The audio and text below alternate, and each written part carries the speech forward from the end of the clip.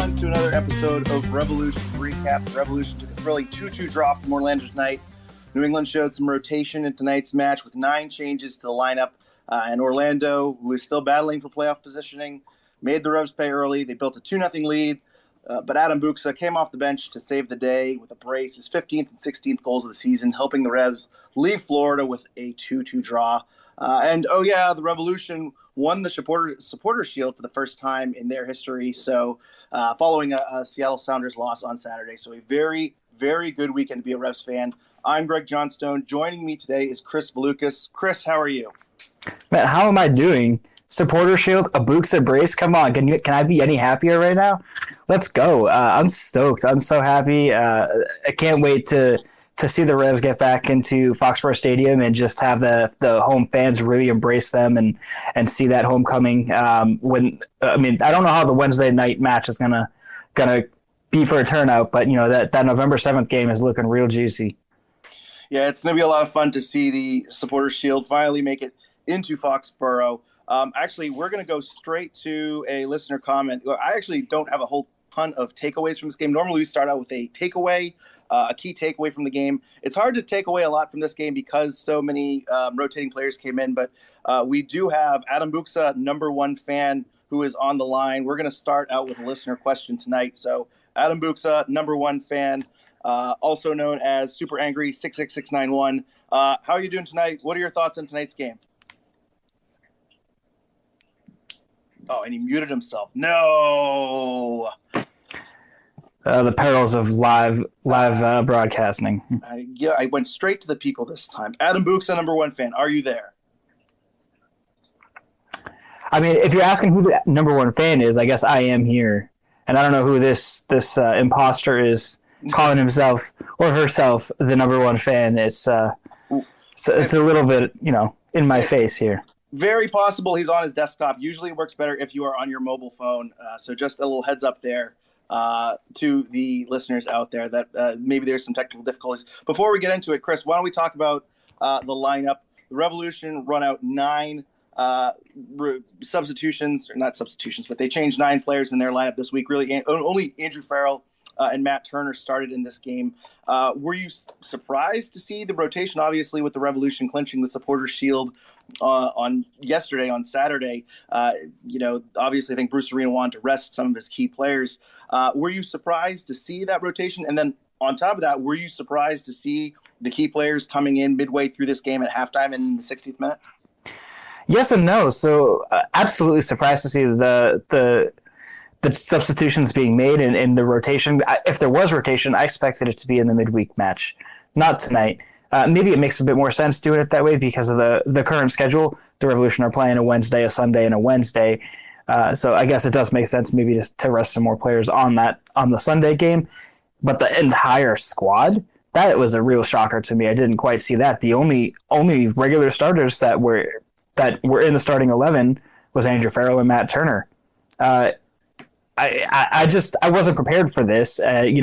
The team finally clinches their first ever supporter shield, and everyone's riding this real high, and then we get into the match, just over 24 hours later, and then you roll out this lineup. It was a little bit, I don't know, like a sideways stance that I ended up taking. It was really threw me for a loop. Mm. Well, and I wonder too if conditions to impacted this decision, because it was coming down very hard in this game, and I think Bruce has before had planned substitutions where he brings in people at halftime in 60 minutes. So I feel like this was a bit of a script and he's limiting minutes here.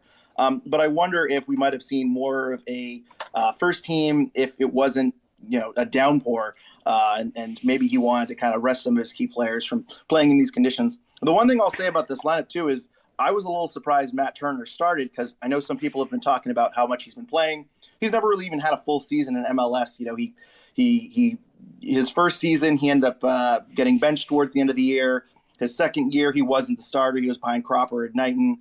And then last year, obviously, there was the COVID, so he didn't play as many games. So I wonder if maybe a little bit of fatigue is setting in for Matt Turner. And I thought maybe Brad Knighton getting another game, if you're going to do a line change anyway, why not put in Knighton? So A little surprised about Matt Turner not getting the night off while everyone else did, and also Andrew Farrell has been one guy that's been playing all year round too. Surprised we didn't see a Kessler Bell pairing to see how that works, because that's something that I think Bruce has talked about doing in the past, but alas. Interesting lineup overall. It ended up working out in the end. I was a little surprised to see the starters coming in. I feel like if you're going to rest players. But Bruce knows better than me, and that result is proof of that. So, and I have to say, once I came to grips with the lineup, I really thought that it was a good idea. Like, I needed to just let go of what I wanted to see and think about what's better for the team. And I think that Bruce made the right decision in going out with this sort of a lineup. And I thought seeing Bunbury and Boateng playing together was really delightful. They weren't a fantastic duo up top, but it was really fun and interesting to see how they played together and how they both really pressed played the high press against Orlando. And I thought it was a lot of fun to watch. I think we have Adam Buksa, number one fan, back on the line. Adam Buksa, number one fan, are you there? Yeah, what's up? Yes, it works second time. How's it going? What's on your mind tonight? Adam Buksa, best striker in the league, no doubt, easily, number one. Apparently, according to some Fox Sports hosts, he's also an MVP candidate, which I think before the game we kind of laughed at. But honestly, I mean, maybe we can make that outside argument. I don't think so. I still think that he is maybe third on this list, third on the team in terms of MVP candidates. But boy, what a game changer today. And, sometimes we talked last year a lot about the Revs struggled against teams that bunkered in and there was no way to break them down. And Adam Buksa is such a threat in the air that, it's a very simple play. DeJuan Jones on that second one, just a simple cross. Buksa is able to out-jump the defense. It's instant offense, and he's such a weapon there. So a real game changer. Adam Buksa, best striker in the league. I'm all for that. Chris, any thoughts? I'm riding that train. I've been riding that train since 2020, man. Yeah, he easily. We saw in the game a few months ago against the Red Bulls. We were down. What was it? 2-0, 75th minute. Adam Buksa comes back with I think 2 goals for the win, for the 3-2 win. It's just he's a game changer completely.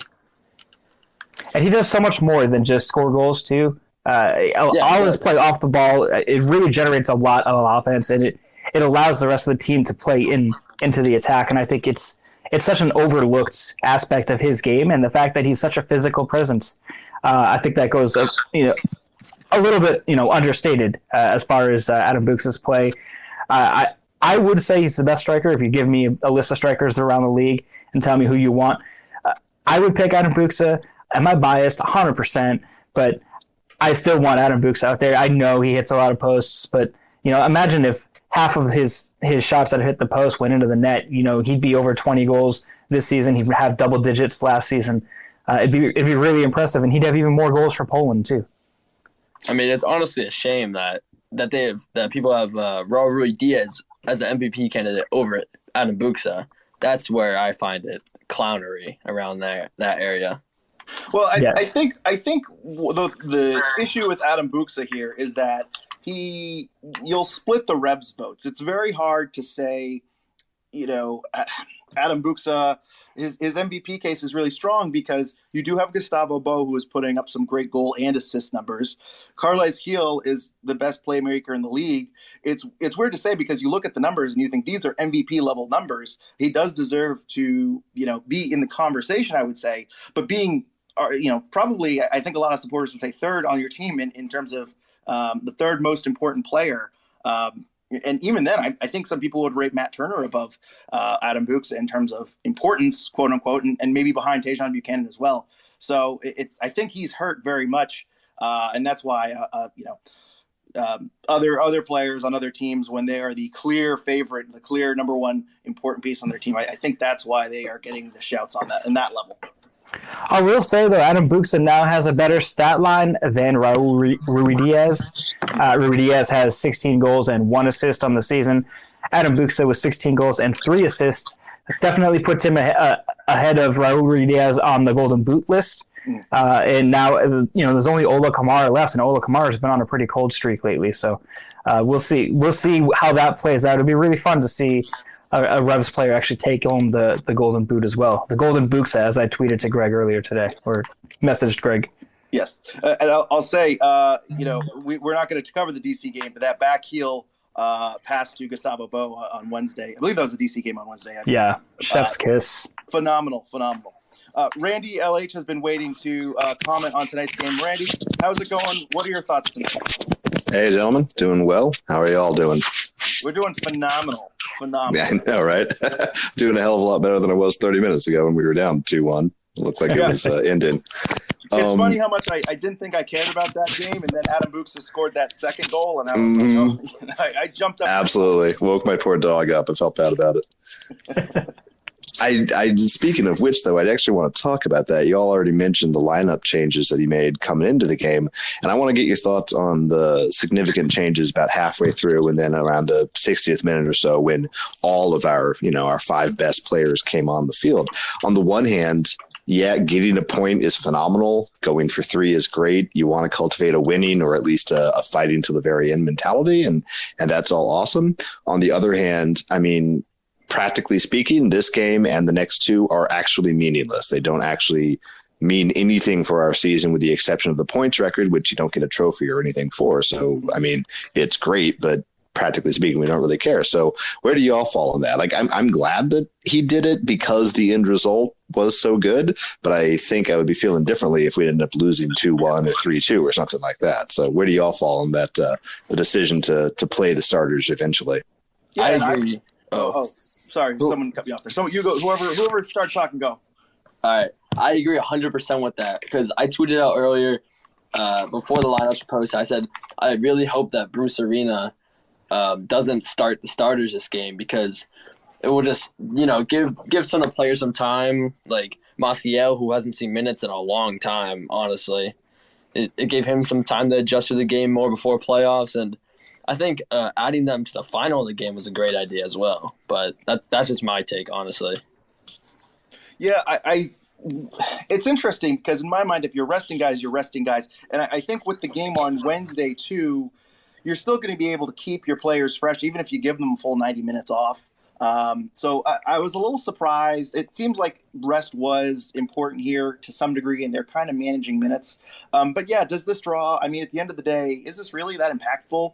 Not really. I don't think the Revs, I don't think Bo or Heel is not very sharp, or they're going to lose sharpness if they wait until Wednesday for Colorado to play. Now I wonder. One narrative that's going around is, once the playoffs start between that November 7th game against Miami and their next one, it's going to be 20 to 25 days off for the Revs. And Bruce Arena kind of made a comment that he joked that, they stupidly qualified for the bye, so they're going to have some extra rest, and they're talking about potentially bringing in a USL side to scrimmage during that long gap. So, it might be that they're trying to get their best players some rest, but also trying to keep some sharpness as well. So I think that maybe that is kind of what they're going for. But in my mind, I wouldn't have made that change. It was a very wet field. Orlando was very physical towards the end of that half. And then I think you made this point too, Adam Buxa fan. I wanted to see some of these other players get some minutes and see who could earn minutes tonight. I wanted to see Maciel play against a really tough Orlando team at home. In poor conditions. I wanted to see Mafla and De La Garza, who I don't think were particularly very sharp tonight. I wanted to see Tristison to see if he could earn some minutes. I wanted to see Bunbury up top. We did see a little bit of that. But, yeah, I don't know. I'm not sure I would have made those. I don't know if I would have made those changes. And when they went down 2-0, I definitely wasn't a fan of those changes. So I've rambled on a little bit. That's my thoughts. I think maybe I would chime in on this and say Bruce might be going for something that I would call situational preparedness. As we're heading into the playoffs and you're down 2 goals, and you're putting on your starters saying, hey, this is a situation that you're going to be facing potentially in the postseason. How are you going to respond? Show me that you're going to go out there and you're going to get this correct. This is, these are professional athletes. This is something that they should be able to take care of and should be able to handle. But this is also a scenario that you are not able to replicate, especially in such a volatile atmosphere, even though the Revs don't have to worry about that the rest of the season now. It's still a fantastic, training exercise, if nothing else, before heading into the playoffs and, getting into some of those situations potentially, and seeing how the team is going to react. I think that's a great point, Chris. I actually 100% agree that might have been what he was doing. And I think that's a good idea if it was. And the one other thing I think is, the way we were playing, if we hadn't made some substantial substitutions, we could have lost that game 4 or 5-0. I mean, Orlando was dominating the game right up until we scored the first goal, frankly, which was like practically the 80th minute. Like, Orlando was going to trounce us.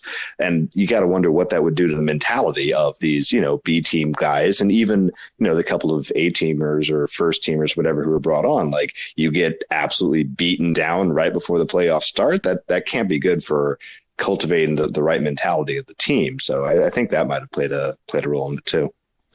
I will say it could have gone the other direction too, though. So to your point, Randy, if any player got injured, for instance, I know that Greg and Sean and I were talking about this quite a bit during the match. If any player got injured, this would be a completely different storyline. And I'll add on to Randy's point, though, on why you don't want to get crushed in this game. You might see Orlando in the playoffs. So if Orlando is hanging a 4-0 win over you, even if it's a little fluky, mentally that might do something to the kind of psyche of the players going into that game. So, Mike, any Revs UK? I know you've been on hold a long time. Also, Paul and Gustavo, I know you're on hold too. But we'll get to Mike first, and then I'll hop to you guys. If anyone listening wants to join in the conversation, you can request to listen. I'll get to you guys one at a time. Everyone will get to talk and express their thoughts on the Revs. But Mike, any Revs UK? Thank you for joining us. I know it's past your bedtime. What are your thoughts on tonight's game? I think that's how we start this every time it's past my bedtime. I think I came into this with a different thought, but obviously what Chris has literally just said about if it was an idea to help us kind of gain that mental fortitude that, there is going to be a chance that we are going to be 2-0 down in a playoff game. I think that's a great call from Bruce, but at the same time, I was worried that if any of them players picked up an injury, it could have been really bad for us, especially obviously as we've all mentioned the pitch wasn't in the best condition due to the weather. But I feel like we had some good moments in the game. Even when we were 2-0 down, I wasn't really overly concerned. But then it seemed that Orlando kind of looked to almost go for the kill, and that's when I did start getting a bit worried because I didn't really want a 3-4-0 loss hanging over us against, especially a team like Orlando, mostly because they've got Nani in their team, if I'm being brutally honest. But the biggest takeaway for me of the whole match was I still don't understand what Wilfried Kaptoum is doing. I don't get what we saw in him or what his position is for the Revs, what he can offer us. Because for me, I always look at players, and football players are generally all of a similar-ish standard. So they've all got to a certain level because of they can play football to a decent standard. But I always look at players and what they do off the ball, because I think that's the biggest thing for noticing the difference between world-class players and just good players. And I watched Wilfried a lot tonight, and I didn't get it. I don't understand what he's been brought in to do or offer us, because for me he's not shown anything at all. So just wondering what your guys' thoughts on Kaptoum is. I think that he was brought in essentially to back up Carles Gil. Obviously, the salary he's getting, it's not necessarily a backups type salary, but positionally, it's a lot of where do you play him. I know he's been put as a defensive midfielder or a more box to box central midfielder than he is attacking, but his skill set really pushes him into the attacking side. As I say that, I'm careful to mention that because he is very good at losing the ball when it comes to one-on-one challenges. He's also pretty skilled at getting around players. I thought that he showed a lot more tonight than he's shown for the rest of the season or earlier on in the season. At the same time, I think that he also showed why he's not a consistent starter for this club. FootMob rates him a 7.1 for tonight, which I think is actually maybe kind, if anything. But he did have 84% pass success, which I thought was a good sign from him. 58 touches, which is another positive when it comes to Wilfried Kaptoum, because he's typically not getting over 50 touches a game when he does play. So I think those are a couple of positives to take away. I thought that he did okay, but as far as what is he supposed to offer, I'm not really sure. I see him more as a backup bench player, and I think that's exactly the role that he's falling into. Well, I think originally what the thought was he would be paired with Polster in kind of that 4-2-3-1. And I think we saw some flashes tonight from Cap Toom. I thought this was one of his better games. He was 5 for 6 on dribbles attempted tonight. He had 10 recoveries. He did play a full 90 minutes, and he came in with some injuries earlier this season. So I wonder if, he doesn't have that explosiveness right now, with Adam Buksa taking off this season. I wonder if maybe he's getting adjusted to the league a little bit as well. So I know we've been hard on him lately. I'm going to kind of take the glass half full kind of approach right now and kind of say maybe there's something a little bit more to him, and maybe he's going to be this, great ball possessing midfielder with some vision and we just haven't seen the best of him yet. But from what we've seen so far, I'm kind of with you, Mike. I'm still not totally sure why this is a $500,000 player, which is what he's getting paid. So I'm curious to see where they go with him in this offseason. I wonder if they still see some more potential and they just don't need him right now. This could be a scenario kind of similar to Mafla, where they brought him in for this role, and just like how Mafla was replaced with DeJuan Jones and they didn't really need Mafla, Tommy McNamara has kind of taken over that role a little bit. And there's been kind of some players in the central midfield that have kind of taken away those minutes, and we haven't really needed Cap Toom. But yeah, overall, it's really tough to say, like, what is the one thing Cap Toom does really, really well. I really struggle to tell you what that is. I'm not completely sure, and you'd kind of hope to see a little bit more of a guy that brings in that salary. So. Yeah, $500,000, Mike. Just so you know, that's 363,000 British pounds. Thank you. Thank you for the conversion there. Thank you for the conversion there, Chris. Gustavo Lopez, I know you've been waiting a long time. I think this is the first person ever to go directly from radio to live Twitter Spaces. But Gustavo, very excited to have you on Revolution Recap. What are your thoughts on tonight's game? Thank you, my friend. It's a huge honor to be here. I just left the radio. I'm about to eat a Brazilian hot dog, which I recommend you all to do. Just talking a little bit on Cap Toom. I don't think you should ask him about why he's worth $500,000. You should ask who brought him, who saw him, because I believe nobody went to saw him playing. I don't think so. And I like him so far, but I don't think he's worth like $500,000. But I think you should ask who brought him, what did they saw to buy him and pay him that much. I like the lineup. I didn't expect Bruce. I told this before the game. I didn't expect Bruce to go with a full team. He always do that. He always makes the teams for like 5 or 6 bench players in the team, and then he puts Jill and the rest of the starters in the second half. I want to say I'm sorry to Buxa for everything bad I ever said about him. It was a lot of stuff, so I'm sorry multiple times. I'm so happy for Martial. I talked to him, and he was injured, and of course the Revs didn't tell us much about what Ranger and all that, but he's such a nice kid. He's trying to learn English. He's a great player, and I feel so happy for him for coming back for the first team. And I'm so I would say happy because of the second half, but I think the Boateng and Traustason cannot play together at all. I think both of them made the team down in creation. I think the Revs should hire another playmaker for next season to be in the bench. I don't think Cap Toom is that guy. I don't think McNamara is that guy. The same way I don't think Martial is that guy. So I think in a depth charge, the team needs someone to be a bench playmaker to come on the second half when we don't have Joe. But in overall, I like the team performance. I think AJ was a little bit off tonight. I've missed one of the reporters to ask that. I think someone should have asked that to Bruce, what's the thoughts on AJ performance tonight, because I think he was a little bit off. I'm not going to talk about the penalty. I'm just going to talk about Nani not going to shoot the penalty, which I thought was one of the worst things I ever saw from a soccer player on his level. I think he was supposed to be the one to go kick the penalty and not walk away from it. So that's pretty much it. And I think Turner is also a little bit off, but I don't think he has fallen in love with the 2 goals tonight. And great game by Angel Ferro tonight.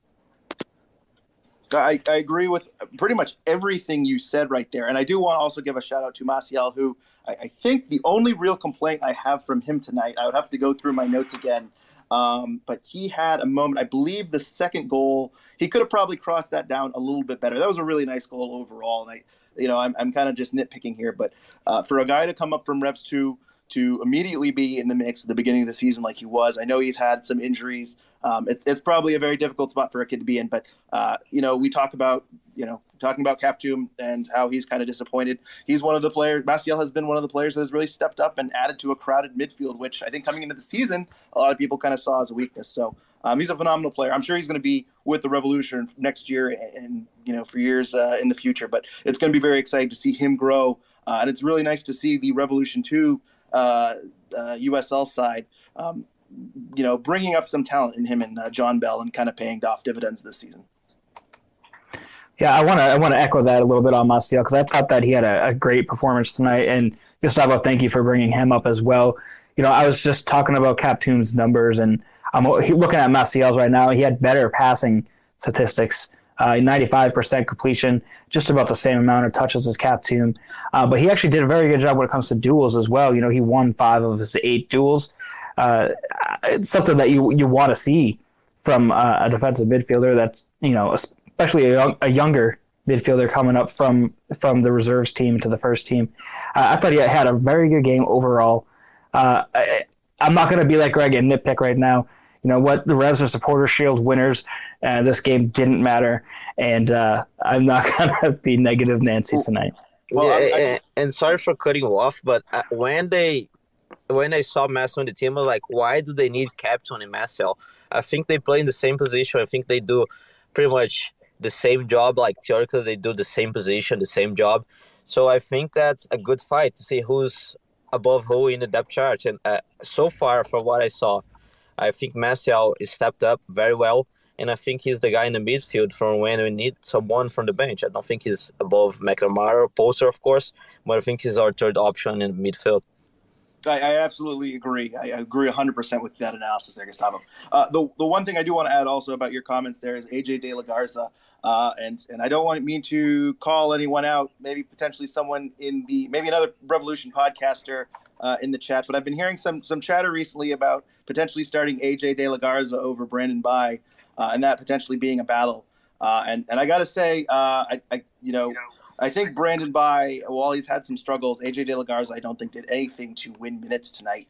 I don't think that was a really good showing at all. FootMob has him as the lowest rated player on the Revolution tonight.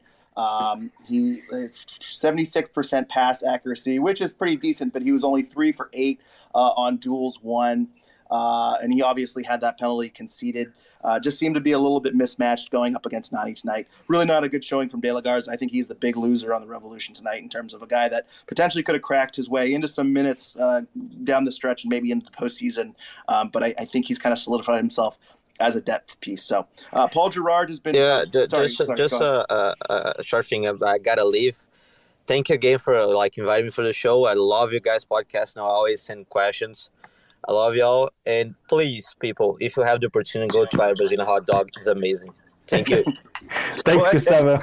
And Gustavo, you can leave too, but I want all of our listeners to know, we hear a lot about people that don't cover the team. There's not enough people covering the team. Gustavo has been a great addition to the Revolution media. So please make sure you give him a follow on Twitter. A really great addition to the Revolution press corps over the past few years. So thank you very much, Gustavo, for joining us tonight. Thank you, and please follow me on Instagram because I'm almost getting to 1,000 followers. It's the same as the Twitter, guys. Thank you so much. All right, we'll link that out. Thank you, Gustavo. Paul, I know you've been waiting a long time. Paul, what are your thoughts on tonight's Revs game? First, I just want to say that Gustavo is absolutely right. If you haven't had a Brazilian hot dog, you got to try one. Regarding Kaptoum, I think it was a little interesting. They started him on the right side, and then when they started bringing on attackers, he kind of withdrew, and I wasn't really sure what position he was playing. He seemed a bit lost out there. A lot of times he was just asking for the ball, and when he got the ball, he didn't really do a whole lot with it.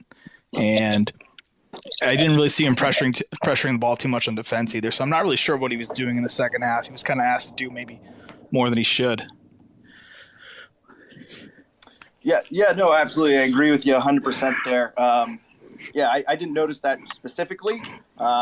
So yeah, I can't really add on to that. But Chris, do you have any thoughts? I saw it a little bit with his positioning and the fact that he doesn't necessarily have a spot locked down for him. And I think that it was pretty evident tonight that Bruce doesn't have a specific position for Kaptoum and how to use him, because he was kind of all over the field and wasn't really deployed with any real tactics in mind. Yeah, I think we saw the game script for what this night was supposed to be back on September 22nd against the Fire at Soldier Field. In that match, they rotated 9 of 11 starters just like tonight.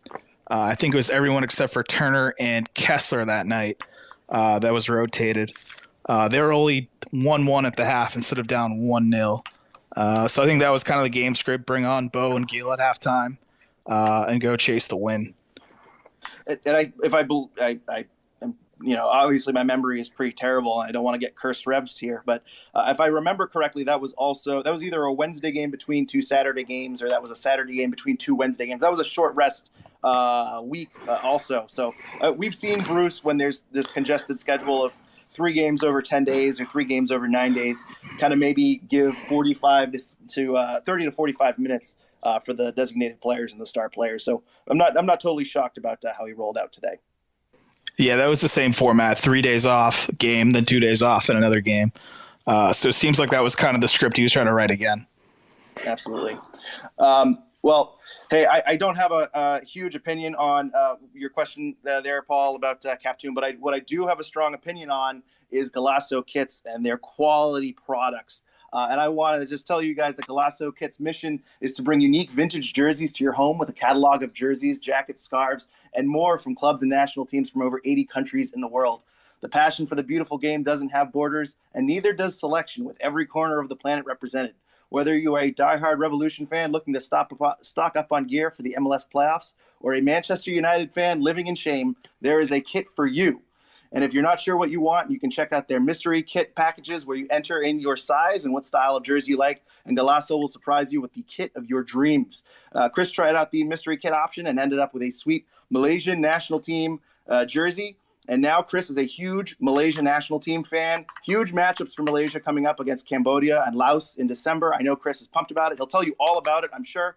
But getting back to Golasso Kits, they're amazing. You guys should check them out. GolassoKits.com for their full selection, and make sure you're following them on Instagram at GolassoKits and on Twitter at GolassoKits as well. And when you find something you like, use promo code RevsRecap for 15% off your order. That is promo code RevsRecap at GolassoKits.com for 15% off your order. Links and the code are in your show notes. Anyway, before any more questions come in from that promo, I just want to move on and just continue talking about the Revolution, please. You don't want to talk about the Malaysian national team? No, it's a bad topic right now.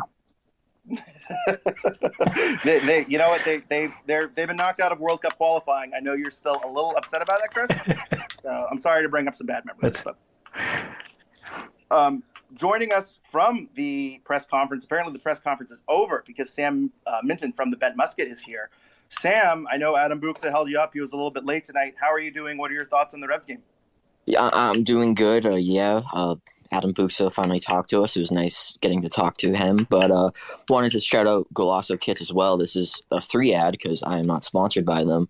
But I got a nice mystery kit as well as a nice Ireland training top coming my way. So that will be very fun.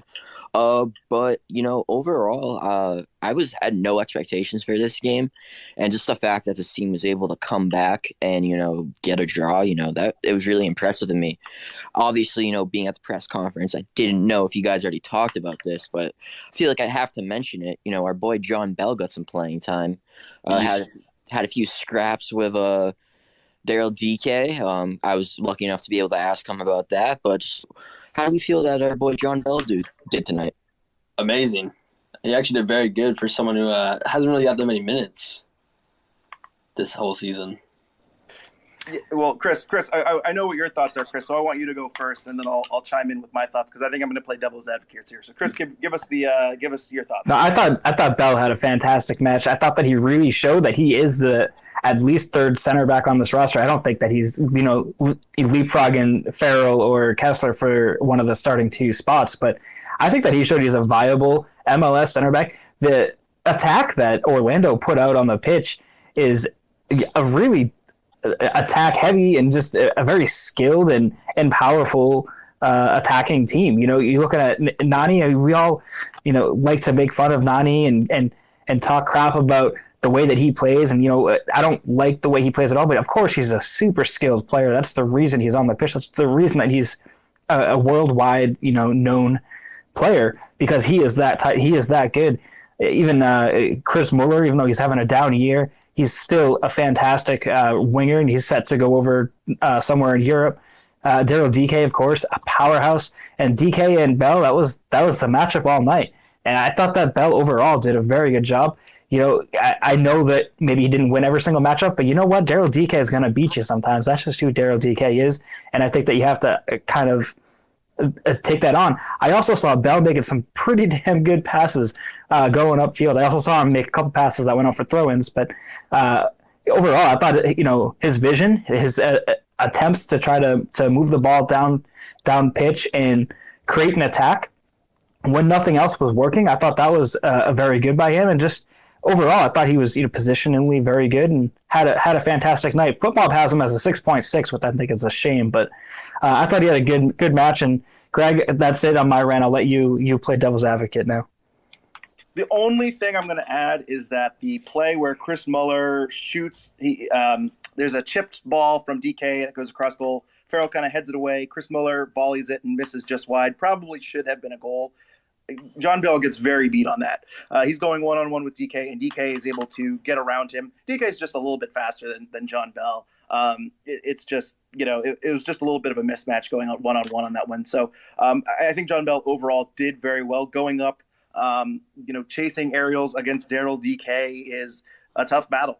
And for a guy to come up from Revs 2, as he did earlier this year, and go up against, a guy that was killing it in the English Championship, that's a tough matchup. And I thought for the most part he did pretty well. But there were some moments where he just didn't seem to be a lockdown center back. And so I think, if we're talking this in terms of did he take any minutes away from Henry Kessler tonight, I'm going to say no. I think Henry Kessler and Andrew Farrell is your pairing going forward. But I think overall John Bell is a pretty solid center back. He can he can hold his head pretty high tonight. But when you say a 6.6 rating, Chris, I'm honestly not too surprised by that, because there were some moments. I think the first goal as well, that header, it wasn't really his fault. He's on DK. Nani's coming in behind him to head it. If you wanted to be a tough critic, you could say that maybe Bell could have gotten to that cross, but I'm not going to say that because he was marking DK. But the play where DK beats him down on the wing, that kind of was a bring him back to reality. And, maybe he's the third center back, a very good third center back, though. Well, and Sam, I know you're a huge advocate on announced John Bell movement and just John Bell in general. So I want to know what your takeaways were for John Bell's performance now. Yeah, I'm kind of, I would say I fall in the middle. I definitely think it was a good performance. I definitely, especially going up against a player like Daryl DK, credit to John for, just being able, I love how I just called him John, like we're friends. Credit to Bell for, being able to have a good performance like that. But, when you say 6.6 on FootMob, I'd probably say something maybe like 6.8, 6.9. That's kind of the range I'm looking at. But overall, definitely think it's a great performance. AJ De La Garza, obviously playing a different position, but wasn't exactly his best night. So, I think you really do have something in Bell. And also, too, looking at Revs 2 players, you have a guy like Maciel coming back into the lineup. Obviously, I don't think he made a humongous impact, but I thought, he looked good out there. And, he just moves with that kind of pace that he has. And, he's able to move the ball. He's able to get stuck in. And I was pretty, happy with how he performed. So it's nice to see these players who kind of had good starts to the regular season, had some bumps in the road, and now are kind of coming back into the fold. So, definitely when it comes to Bell, I thought he did well. There's definitely some room for improvement, but I don't think you can complain about him being your third center back. It's a good situation to have. So unless there's any other questions, we do have some listener questions that I want to kind of cycle through, and I'll ask these kind of to the room too. So Mike, Sam, Randy, Paul, Adam Buksa, number one fan, if you want to chime in and give your thoughts on these questions, feel free. If you are in our chat, if you want to join in, there is a way to request to join the conversation. So please raise your hand. We will get to you as well. Or if you want to bring up something else, we can do that as well. But I do want to get through these listener questions real quick. The first question from not blue, not green, it's teal. He says, not having Tommy back made me truly appreciate how great Tommy Mack has been this year. Can you talk about how great he has been so he gets his props? Yeah, I think that's such a great point that maybe it is overlooked from tonight's performance, but the fact that Tommy Mack wasn't out there, it was really lacking. There was not a lot of cohesion in the midfield. There was not a lot of second balls being won in the midfield. And I don't necessarily put any blame towards Maciel or Caicedo or even Captain Tristison. I thought that he had a pretty lousy night overall, but he also wasn't even playing in the midfield, so that's kind of a moot point. But the McNamara point, I think it's such a good point that's being brought up, and I think that it should be discussed a little bit at least. Even on the Fox Sports broadcast, they were talking about Tommy McNamara being a vital point of the team, which that just sounds like bonkers talk when you think about it. From the start of the season, when Tommy Mack was signed, and everyone thinks that he's going to be a depth piece, and he's really played a real key role in the Revs and how they've won the Supporter Shield now, which is it's just a real fascinating story and just such a great job from him. It almost felt like DeJuan Jones was playing two positions. He was playing left back and going forward like Tommy Mack would have done. Yes, yeah. Good point. I just want to kind of overall on the season, I did have some Tommy McNamara stats pulled up, and I accidentally closed out of it, which has kind of screwed me up, so I'm going to stall for time. But overall in the season, Tommy Mack, 87% pass accuracy. Goals and assists-wise, he's 2 goals, 2 assists, but he does add a deep threat. He does have some long-range shots that kind of keep your opponents on their toes, and when you have so many other weapons, that just makes the player a lot more valuable. I know Tommy Mack talked about the trade that brought him to the Revolution last year, and if you think about how the Revs got assets, traded Zahibo for McNamara and cash, that is an amazing trade for the Revolution, because McNamara has just continued to be money and has really solidified that central midfield position. We talk about guys that have stepped up for Kaptoum, who's been a little disappointing. Tommy McNamara has probably been one of your better surprises for this season. So, yeah, he's really done a great job solidifying that midfield. And I think tonight, seeing the B team out there, obviously they miss Polster as well, but I think Tommy McNamara is kind of another piece that kind of fits his puzzle pretty well.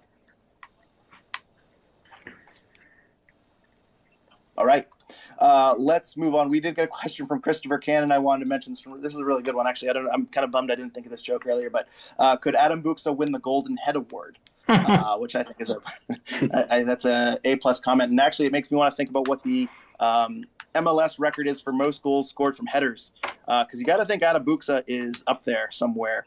So I'm going to have to make a note. If we weren't doing this immediately after the game, and if I had some time to research it, I might get that number for you. So I'm going to actually do some research. I'll put Sean on that, because that seems like something he would spend a day of work doing. So Josh Goulet said, so how am I supposed to feel about this game? I have so many mixed feelings, just so many. And I actually kind of struggled with this one too, because it was a lot of fun to watch, but really overall, are we supposed to really take anything away from it? We didn't even do our key takeaways. I don't know how the room is feeling, but I really struggle to see, tomorrow I'm going to wake up, the Revs are going to be in the exact same position. Am I really supposed to be pumped about this win? I think really the fashion they won was a lot of fun, but I'm not totally sure if I'm supposed to feel that great about this draw against Orlando.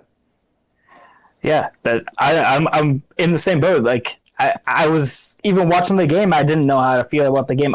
They were losing 2-0, and I didn't even care. It didn't bother me. In fact, I was kind of bored watching the game, and I had mentioned this to you as well, Greg. Up until the Buksa goal, I was just like having a real hard time to just enjoy the game, because I was like, nothing's really happening. The Revs are losing. I don't really care. I'm not upset. I'm just so apathetic right now towards the game. It didn't make any difference to me whatsoever. When Buksa scored, that of course changed, because I love Adam Buksa and I love watching him score goals. So that really turned my mood around. But I don't have a lot of takeaways from this game. I have a lot that I could talk about with Orlando City. If you want to talk about Orlando City tonight, we can do that. But otherwise, with the Revolution, I'm really like grasping at straws, trying to find real things that we should be focusing on. I think one thing we can look at is it's been a while since Craig's been able to post the image of Mr. Clean Sheet. It's been a while since we've been able to have 0 in the goals allowed category. It's a very, very, very good point, and something that I definitely think that we should be talking about more. Turner has been very slow, I think, overall since the Gold Cup, and maybe it has been Turner's getting overworked, and maybe something to the point of Greg when he opened the show. He mentioned why did Turner not get the rest of all the players that are getting rest? Why didn't Knighton get a run out? Knighton's been very good for the Revolution so far this year when he's filled in for Matt Turner. Obviously, because with the games that Matt Turner has missed, the Revolution wouldn't be Supporter Shield winners if Brad Knighton wasn't performing well.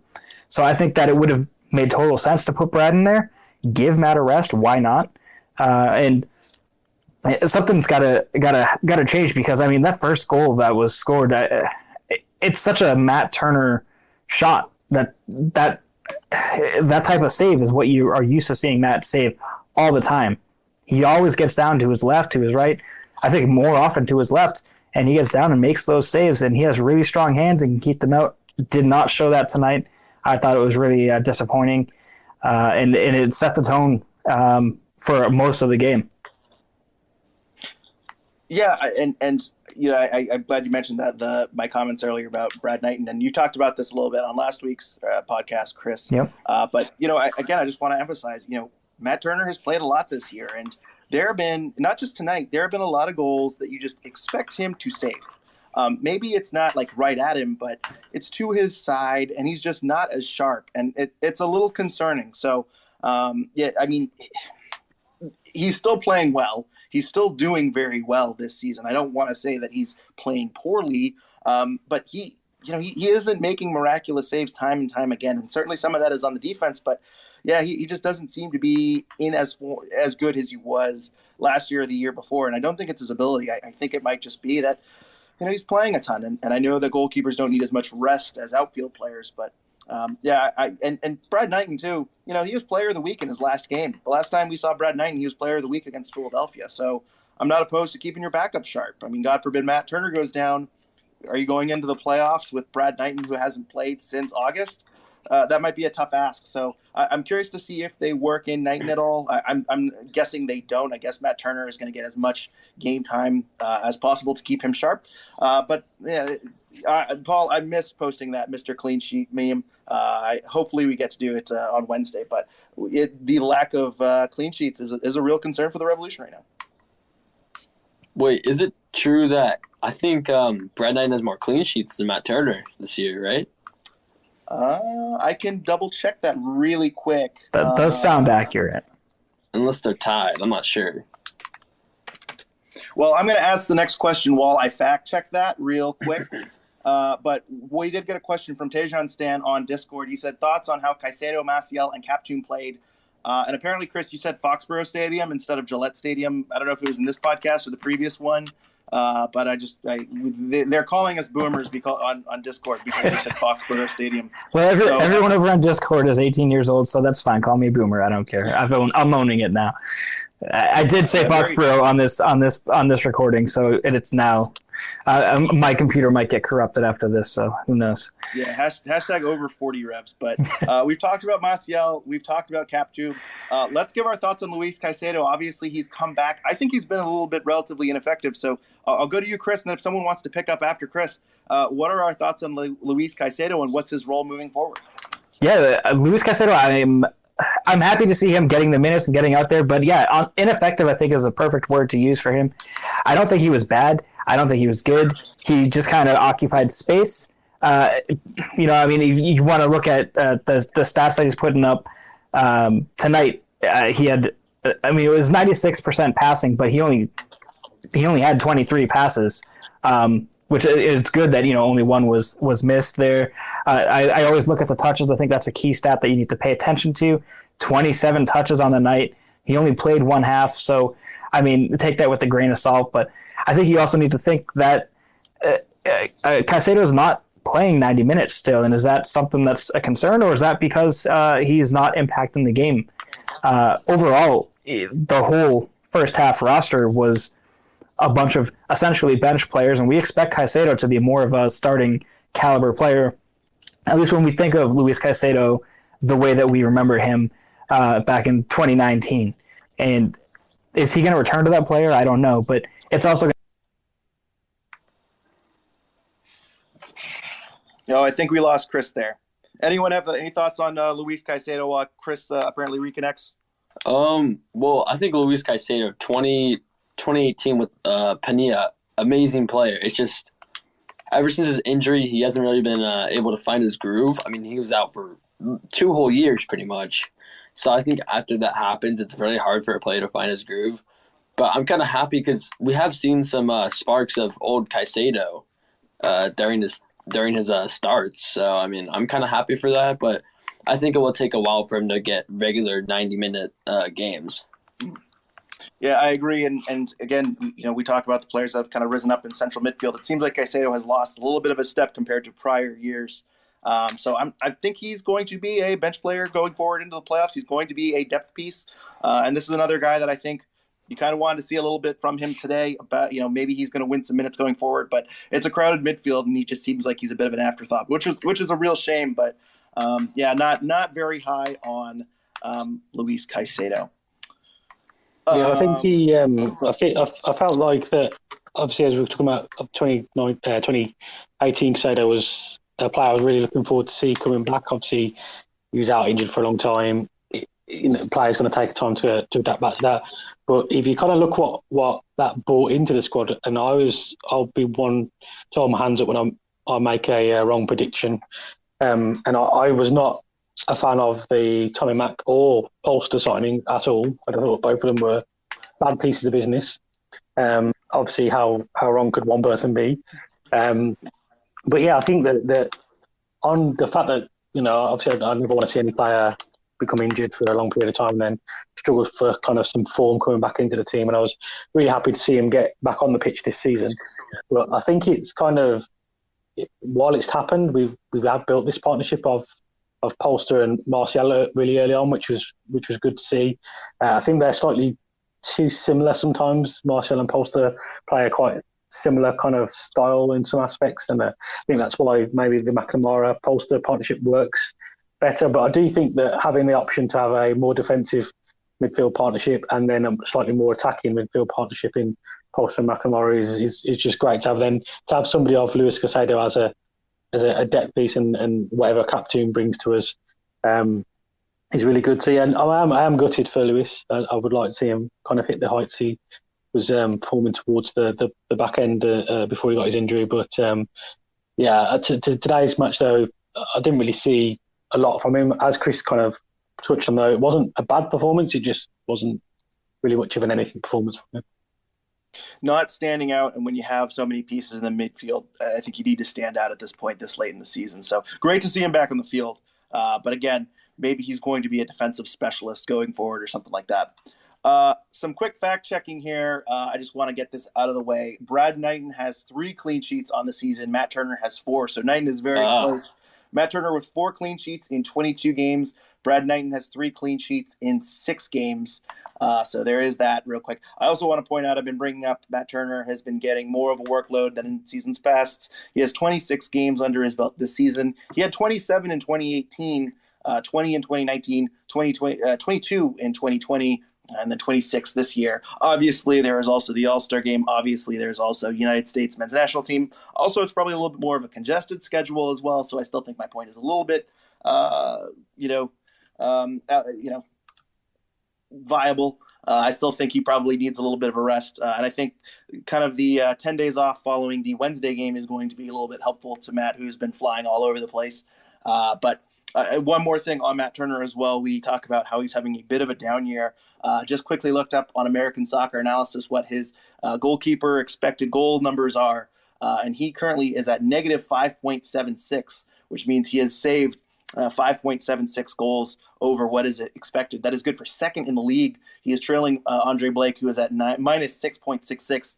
Matt Turner usually leading this category. I feel like in years past he's been at -8, -9. So he's probably not on his pass as compared to previous years, but still potentially the second best goalkeeper in the league going off of this expected goal stat. So just goes to show, how much we expect from Matt Turner. We were talking about how he might be a little bit sluggish, still an elite MLS goalkeeper overall. One more question here from Oscar. Should we have waited until the last 2 games to rest our A team to avoid giving momentum to another playoff team? And I believe that was, I don't know if that was Adam Buxa fan number 1 who made that point. Actually, it was probably, I think it might have been Randy. I forget who made that point earlier. But giving momentum to another playoff team, potentially damaging. So I think we covered that one a little bit, but I don't know if anyone had thoughts on that, on whether or not we should have waited a little bit later in the season to rest our players. But anyone have any thoughts on that real quick? Nope. Actually, why don't I change the question a little bit? How important is getting the points record? Does anyone here feel passionately, strongly one way or the other? Does this record matter? Honestly, so when I was watching the game, I was talking to my dad, and he was like, "Oh, I'm just happy that we won the supporter show." I'm like, honestly, I would really enjoy the points record because that would honestly make a statement for this club. Like, we may have won the supporter shield, but imagine getting the all-time points record that hopefully won't be beaten every year like previous years. I mean, 73 points in a season. If we can get that, that would be amazing for this club. I mean, to have a Guinness World Record, that'd be kind of sick too. So. Would a points record make Seattle fans stop talking crap? That's what I want to know, and I'm tired of hearing the supporter shield doesn't mean anything because it's an unbalanced schedule. But you know what? The supporter shield was agreed upon beginning of the season, so everyone had a fair shot at it. Everyone knew what the stakes were. You should have just got more points. But if the Revs get the points record, is that something that the rest of the league is going to have to accept? Or are they going to be saying, "Oh, it's an unbalanced schedule again"? I don't know. But do I think it's something that they should be chasing? Absolutely not. Do I think it's really cool if they get it? Absolutely. Well, I think the league has always been unbalanced. This isn't the Premier League where you play every single team twice or whatever. We've been playing teams 3 to 4 times in the East as opposed to, how many times do we go to San Jose? We'll play San Jose once a year and then it's unbalanced. Sometimes you go west, sometimes you go east. So it's never going to be perfectly level either way. It just kind of is all out in the wash. There's never going to be a completely fair way of doing it. So, I kind of mute all of that conversation. I don't know why Sounders fans were trying to rile up and start this debate, a day before we clinched the supporter shield. It just kind of seems to be sour grapes in my mind. And I also want to throw out that, Western Conference is better than the Eastern Conference narrative. I think that's complete crap. I don't really know how, I think there's been 20 games played between East and the West this year, so it's not really a big sample size. I just don't know what proof there is that the Western Conference is better than the Eastern Conference. The West has won 1 out of the last 4 or 5 MLS Cups. The defending MLS Cup champion is, sitting in 11th place in the Eastern Conference, and they're still a pretty decent team. I don't understand, what this conspiracy theory is that because a certain number of teams have won 13 games that the Western Conference is better than the East. It just seems like insane sour grapes, and I don't really understand it coming from Sounders fans. They've won trophies. It's not like they've never gotten moments of glory. So I don't understand that narrative that some people were trying to stir up this week. I guess people are just bored out on the West Coast. Well, I mean, look, technically one conference is definitely going to be better, right? That's just like a matter of fact. But being able to determine which one that is near impossible, if not actually impossible. And then when you go down and look at it, any difference is going to be extremely marginal. It's not going to be 4 games left in the season winning the Supporters Shield type of difference. It's not going to be that big of a difference. So we are 10 games up. We're 10 points up on Seattle. Seattle lost to Houston last week. Why do they think they get to talk crap? Why Seattle ran out a bunch of middle schoolers against Austin FC and got a draw? what? It's not like some sort of insanely strong gauntlet of teams where week in and week out they're facing Premier League teams. I'm not totally sure where this narrative is coming from, and they're cherry picking these stats to pretend like it's amazing. If there's more 13-win teams in the West than there are in the East, that might just mean that it's more top heavy. It doesn't necessarily reflect the overall quality of the conference. Overall, that annoyed me. Who got me on this rant? I forget what I did. The points record. No, I want the points record. I think it would be great. Everything Adam Buxa fan said is absolutely correct. It puts the Revs in the record book. You're no longer the best team in the league. You get to talk about, where does this compare to the Giovinco TFC team and that Red Bulls team from 2018 and the LAFC 2019 team.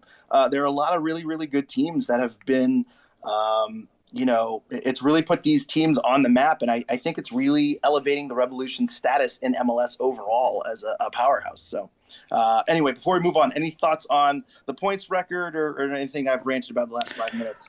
I'll say this about the points record. It is kind of interesting that, and potentially in the last 3 full seasons, so excluding last year's shortened season, we may have set the points record in 3 straight years with Toronto in 2018 and LAFC in 2019. So I don't know what that says about the league and maybe how great teams tend to be standing out a bit more recently. Mm-hmm. Yeah, it's an interesting point too. And maybe to counter that, is if the Revolution set this point record, does someone hurdle it in a couple years? That's an interesting point as well. Adam Buxa fan, I saw you unmute yourself. Any thoughts on that? Well, actually, I had another question, but sure. So I was listening to Extra Time, of course, not the best podcast. This one's obviously better, but so Extra Time, Andrew Wiebe, Charlie Davies is on this one. So they were talking about Charlie Davies brought up the point that how many Revs players will be in the top 11 team of the MLS. And Charlie Davies brought up a good point. They're going to just say, like, the whole Seattle 11 pretty much is going to be on the top 11. But, like, why? I just don't understand, because you have players like Adam Buxa at 16 goals now, 5 assists.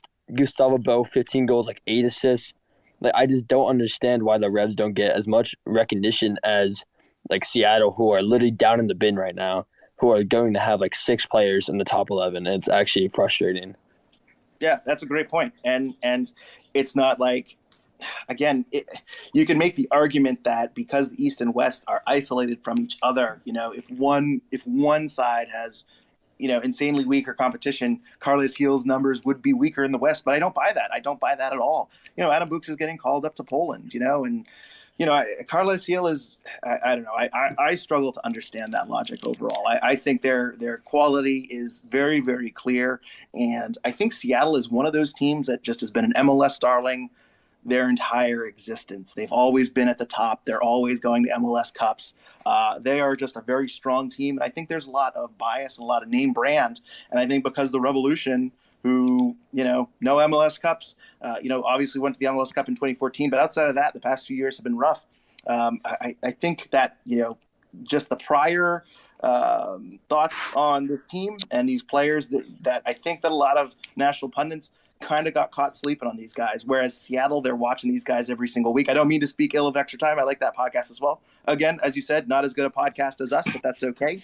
No, I just think it might be just some prior bias where they're going to give players who are on Seattle and LA Galaxy and LAFC and Atlanta United a little bit more shine because those are household names.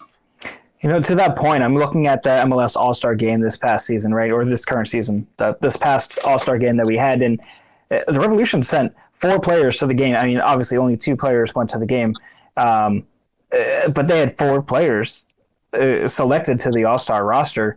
That was, second only to, of course, Seattle, who had 6 players. But it is interesting to see that the Revolution are getting a little bit more, notoriety from how well they are performing, and it's much well-deserved. Frankly, I think that the whole best 11 should just be half Seattle and half Reds players, because I don't want to talk down about Seattle at all. They're a fantastic team, and their players on that roster are really good. Have you seen Kellen Rowe? But really, João Paulo, unreal player in midfield, and he's such a difference maker for their team. Even Stephen Fry, their goalkeeper, who is one of my favorite goalkeepers in MLS. It's just so much fun to be able to watch. And of course, when you talk about Nico Ladero, you want to talk about Rui Diaz. Sure, he's now below Buxa in the Golden Boot race, but people talk about Rui Diaz a lot because he's actually a really lethal goal scorer. He's so good in front of net. He's had a lot of injuries this year, and he's still putting up a lot of numbers and getting really high up on the stat sheet. So yeah, a lot of these Seattle players really deserve the credit that they're getting. On the flip side, the Revolution players are just not getting the credit that they do deserve. So when does that fix? And I think that's just going to come with success. The Revolution winning trophies and really establishing more of a name for themselves. And I think if they were to win MLS Cup, I think that would really elevate the voting in the Revolution's favor and have a lot more Revolution players in that first 11 over Seattle players. Agree 100%. Mike, anything to add? Sorry, I hope I didn't cut you off there. Yeah.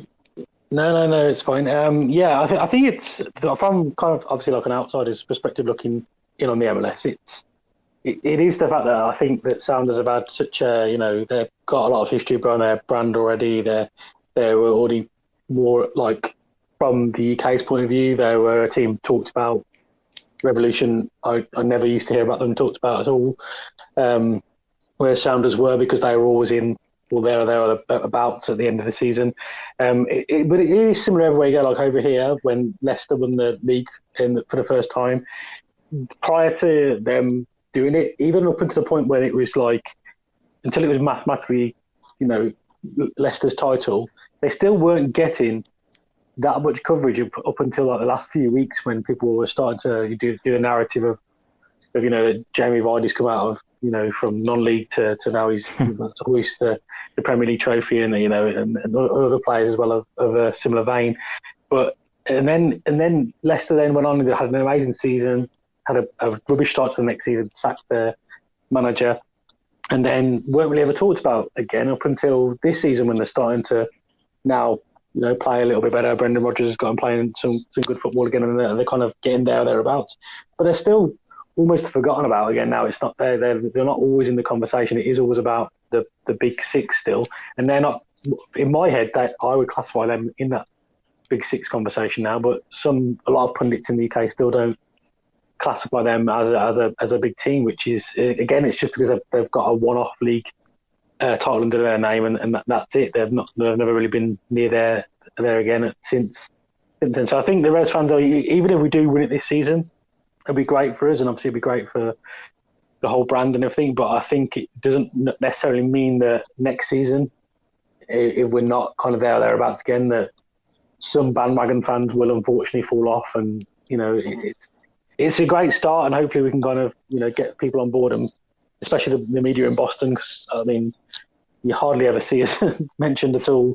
So it would be nice, but I think there's Boston Globe. Yeah, there's still a lot of things that we need to do to this is I think the first stepping stone, and then we just need to build on it and keep going. Hopefully it'll have more eyes on us, which means more celebrities might start talking about us, more high profile people might start talking about us, especially in media. Then who knows, there might be a stadium at some point in my lifetime. So it's all good, but I think we've still got to remember that just one MLS Cup doesn't necessarily mean that we've done it. Yeah, and if you can't start winning the cup again, I guess just start re-rolling that clip of Matt Turner, steamrolling Wayne Rooney if you want to get national notoriety. So, I will say I think the media coverage is better, and I think there's more genuine interest this year, because I remember 2014, and I do genuinely think that there is more fans excited about this team. And I think too, and I'm not just saying this because he came on our podcast, but I think it helps having Willie Whitelaw running the social media for the Revolution, as opposed to just kind of your generic tweets. And I think it's a little bit more fun to be a Revs fan now than it did in, say, 2014. And I'll also say that in 2014, we talk about the Boston Globe. I will happily talk about this. This is going to lead to a rant that I don't think we have enough time for because we're already over time. But Dan Shaughnessy, Revolution lose 2014 MLS Cup, and arguably the biggest sports writer, the biggest paper, tweeted out, "I'm glad the Revolution lost, so we no longer have to pretend that they are relevant." And from that moment forward, I realized that I am not going to let my enjoyment of this team hinge on the coverage of this team or how much the legacy media, gives them coverage. Because if I cared about what they said and what they did, I really would, it would really take away a little bit of my enjoyment because there is this great team that's happening with the New England Revolution right now. And if I was focused on, I know when someone tweets out about, they mention the other 4 teams and they forget about the Revs. A lot of fans, correct them and all that, and that's fine. That's fine with me.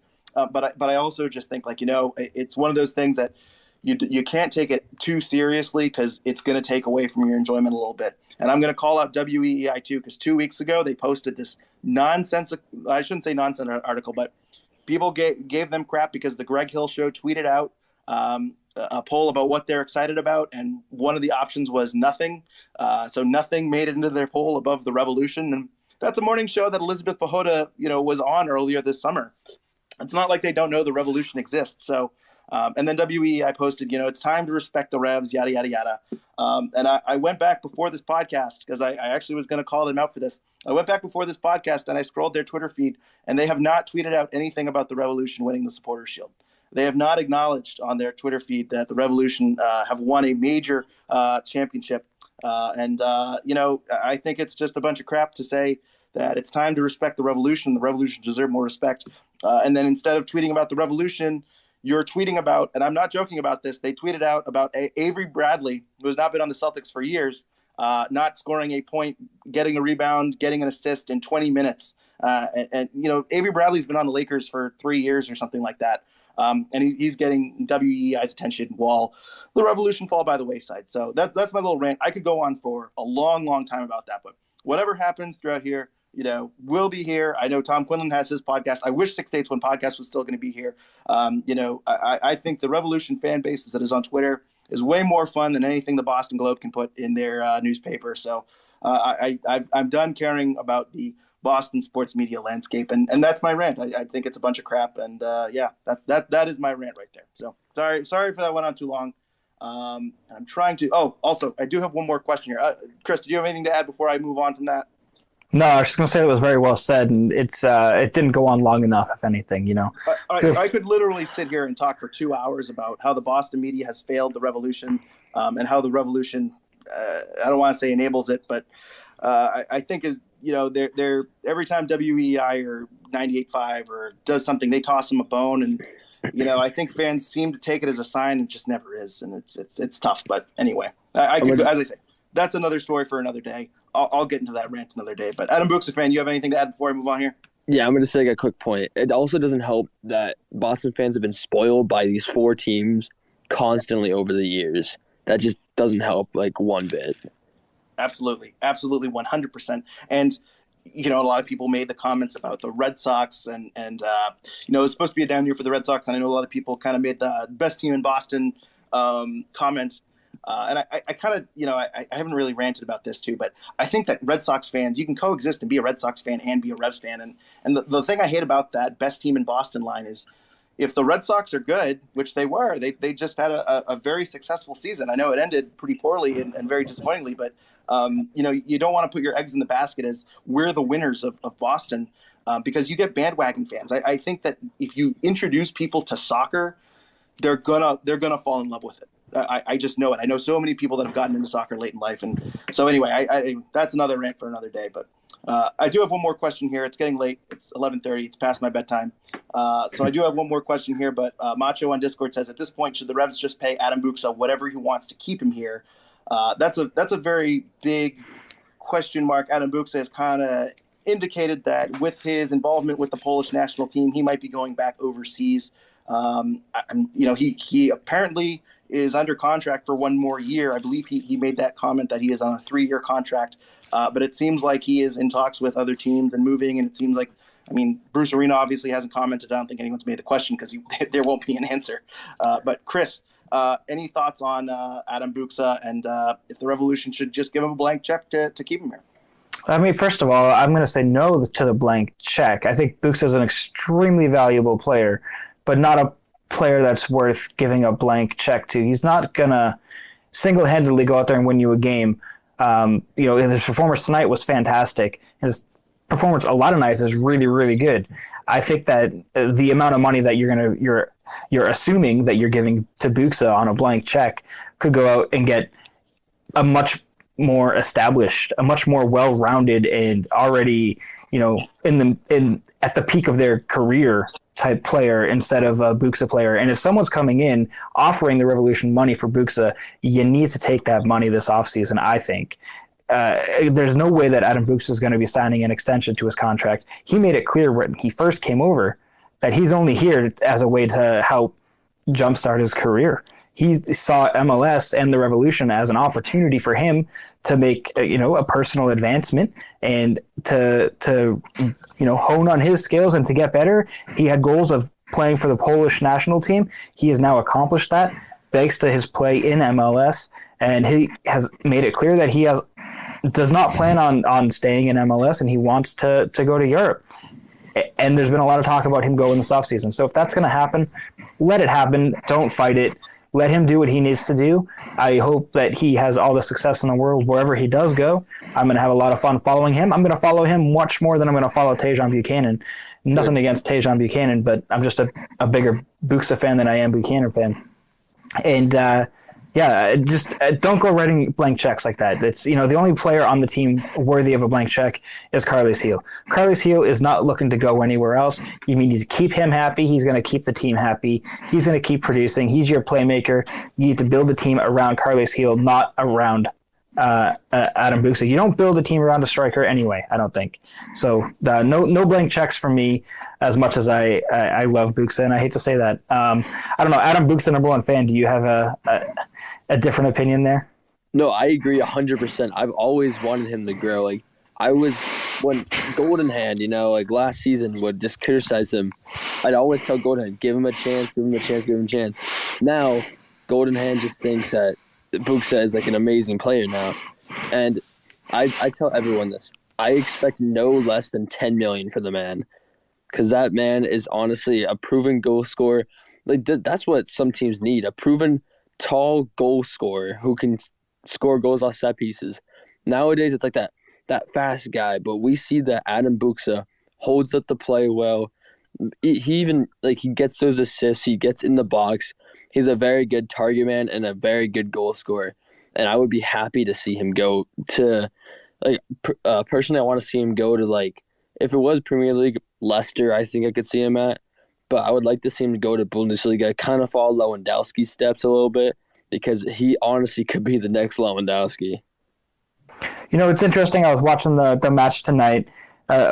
One side of the field, you have Daryl Dike. The other side, you had Adam Buksa. And I was like, there's a real chance that, in a few years, you could see these two playing against each other in a European competition, whether that be the Champions League or a different, domestic league to that whatever country that they might end up in. And that would be such a unique and fun scenario to see that match and then look back, hey, 4 years ago, look at this match between, Adam Buksa and Daryl Dike, where it's going to, of course, highlight that Daryl Dike only got a penalty goal and Adam Buksa got a brace, which is going to be even better to look back at. But I was thinking about that tonight too. And, those are two players from MLS that are going to be going somewhere in Europe. I mean, obviously, Adam Buksa is Polish. He wants to play closer to his family and his home. And you have to respect that. But it's going to be fun to see where he goes. And I think the Revolution should cash in on any offers that they get for him, because I don't think they're going to have any other opportunities for that. Agreed. I mean, when they bought, I was just going to say, when they bought him, I think that they wanted to spin him into a profit. They wanted to kind of build up this. They saw a lot of potential with him, and they wanted to build him and sell him for profit. So if it's true he's entering his last year of the contract, I think this is the time to do it. So it sucks that he's finally hitting his stride, but I think that this was kind of the intention for the Revolution, to build him up and hit him at his peak value. So sorry, did you have anything to add there, Adam Buksa fan?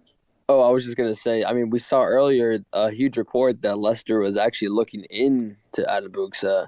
So just that as a whole just makes me just want to see him grow more. Yes, although they're not a Big Six team according to the English media. They are, honestly. They're bigger than Tottenham and Man United. I'm a Man United fan too. They're bigger. Well, sorry, You're lucky Sean's not here, yeah. Yeah. I was going to say we'd have to the Ben Musket with an absolutely savage tweet the other day. What was it? Like they counted the days since the last Tottenham trophy, and they said 0 days compared to 0 days for the Revolution. So, we love our shots at Tottenham. So you fit in very well here, Adam Bruce fan. The Big Six, honestly, at this point, I know it's an MLS podcast, but it's honestly just should be dismantled at this point. I'm not going to lie. It shouldn't be. I mean, there should be like a top three, like Liverpool, Man City, and I'm not really sure what the third one could be. But West Ham, right? Yeah, West Ham easily. The greatest decision I ever made was to stop being an Arsenal fan 6 years ago. I got to say that saved me a lot of time and a lot of stress. So yeah, my entire family's Arsenal fans, so that doesn't really help a lot. Thoughts and prayers. That is that's a fun one. Well, we're getting to 11:30. This has gone on very well. Thank you, everyone who have joined us here tonight. Before we wrap up, I guess we have final thoughts. Chris, do you have any final thoughts before we depart here tonight? Look, I just want to reiterate the fact that the Revolution are officially 2021 MLS Supporter Shield winners. This is such an amazing moment for the team, for the supporters, for everyone to enjoy. So everyone just soak it up, enjoy this. Who knows when we're going to see this again? Hopefully we see it again next year. Who knows? But enjoy this moment. And, if you can get to the game November 7th, they're going to have the presentation of the Supporter Shield there. Try to get to that game, enjoy it again, soak it up, just enjoy the moment because these they're fleeting, and who knows how many more times like these we're gonna get. Yep. And Adam Buksa fan, any thoughts before we depart here tonight? See you all at the MLS Cup final. Ooh, there we go. Hope Cursed Revs is listening to this, so just to warn you, you might you better hope they make it. Well, either way, on November 7th, the Supporter Shield will be there as well. I suppose it's going to be there Wednesday. I assume it's already in the Revolution possession, and I've seen some fans with it. So either way, the Supporter Shield is making its way to Foxborough.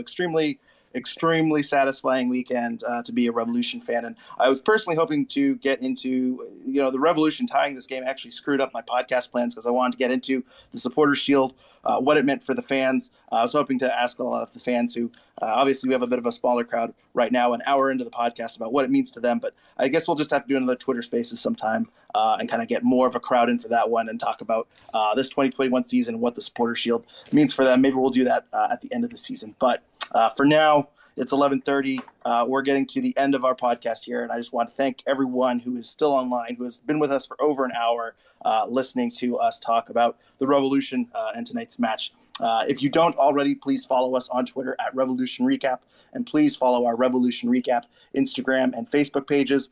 Also, please check out our sponsor, Golasso Kits, and use our promo code RevsRecap for 15% off your order. They have a great selection of jerseys. You won't be disappointed.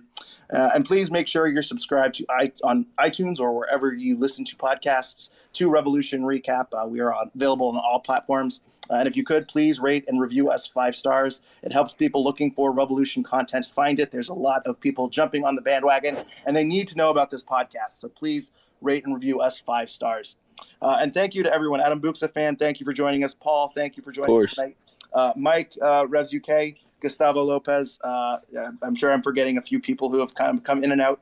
To everyone who is still listening to us, thank you so much for doing this live Twitter Spaces. We love the engagement. We love the interaction. We love giving fans a voice. So thank you so much for listening. Revs have a home midweek match against Colorado on Wednesday. No podcast for that one because of the midweek. We'll be off next weekend with no game, but we will have a recap podcast for the season finale, November 7th, against Inter Miami and their 5 or 6 designated players. Until then, thank you everyone for listening, and go Revs.